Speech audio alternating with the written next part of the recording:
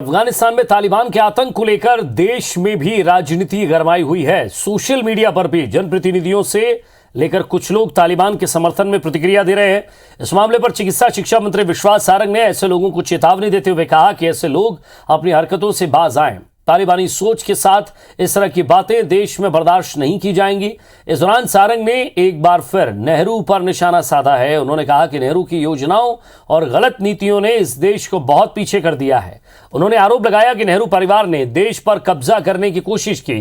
नेहरू ने देश सेवा के नाम पर सिर्फ राजनीति की। सारंग ने कहा कि अंग्रेजी सभ्यता को बढ़ावा देने वाले नेहरू ने देश के परंपराओं संस्कृति पर कुठाराघात किया है। वहीं कटनी बीजेपी जिला अध्यक्ष राम रतन पायल ने बढ़ रही महंगाई से परेशान लोगों को तालिबान जाने की सलाह दे डाली। पेट्रोल डीजल के दामों को लेकर मीडिया के सवालों से वो भड़क गए और लोगों को तालिबान जाने की सलाह दे डाली।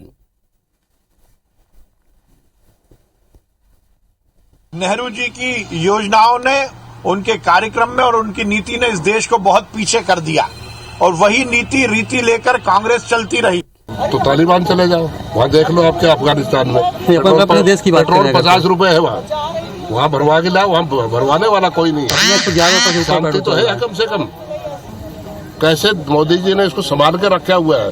आज भी 80 करोड़ लोगों को फ्री में अनाज दे रहे हैं। आप सोचिए कोई दे सकता है क्या? और ज्यादा बातचीत के लिए हमारे संवाददाता विजेंद्र पांडे हमारे साथ जुड़ गए। विजेंद्र, तर्क तो देना था लेकिन तर्क कुछ उल्टा दे डाला और साथ ही साथ तर्क नहीं था, वो कुतर्क हो गया।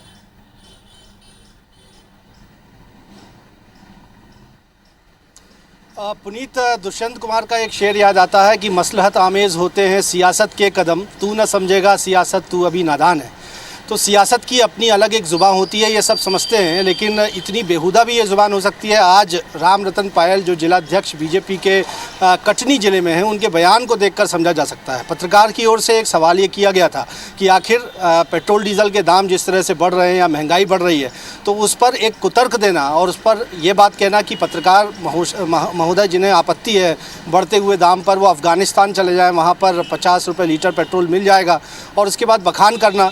इस पूरे कार्यक्रम के दौरान उन्होंने लगातार ये बात कही कि अफ़गानिस्तान में ऐसे हालात बने हुए हैं और उसके बाद मध्य प्रदेश या देश की बात की जाए तो बेहतर हालात हैं, और जिनको यहाँ के हालात बेहतर नहीं लगते उनको अफ़गानिस्तान चला जाना चाहिए। तो कहीं की ईंट और कहीं का रोड़ा, भानुमति ने कुनवा जोड़ा, उस तरह का बयान था। दोनों के ही बयानों के, दोनों ही सवालों के उत्तर अलग अलग होने चाहिए थे, लेकिन एक तरह से कुतर्क करने की जो आदत सियासतदानों ने अपना रखी है, वही उसका एक मुजाहरा देखने मिला। जिस तरह से बयान सियासी तौर पर यह दिया गया, जाहिर सी बात है जो अफ़गानिस्तान में जो कुछ भी हो रहा है वो बड़ी त्रासदी है। देश भर में तालिबान जो कुछ वहाँ पर कर रहा है उसकी भर्त्सना की जा रही है, लेकिन इसके दौरान भी सियासी रोटियां सेकने का जो सिलसिला है, जो हर किसी बड़े घटनाक्रम के बाद शुरू हो जाता है, वो थमने का नाम नहीं ले रहा, बल्कि इस तरह के बयानबाजियाँ, इस तरह के कुतर्क तर्क, उनका दौर जो है एक तरह से तेज हो गया है। जाहिर सी बात है इन बयानबाजियों से जनता के बीच में सियासतदानों का जो भरोसा है वो कहीं ना कहीं डिगता है, और इन बयानों को लेकर तमाम तरह की अब बात भी की जा रही है कि कितने ये सही हैं, कितने गलत हैं, लेकिन चर्चा का विषय ये तमाम बयान ज़रूर बने हुए हैं। वाकई जिस तरह का बयान दिया गया, इस पर अब विपक्ष भी कटाक्ष जरूर करेगा। बहुत बहुत शुक्रिया विजेंद्र इस तमाम बातचीत के लिए। अब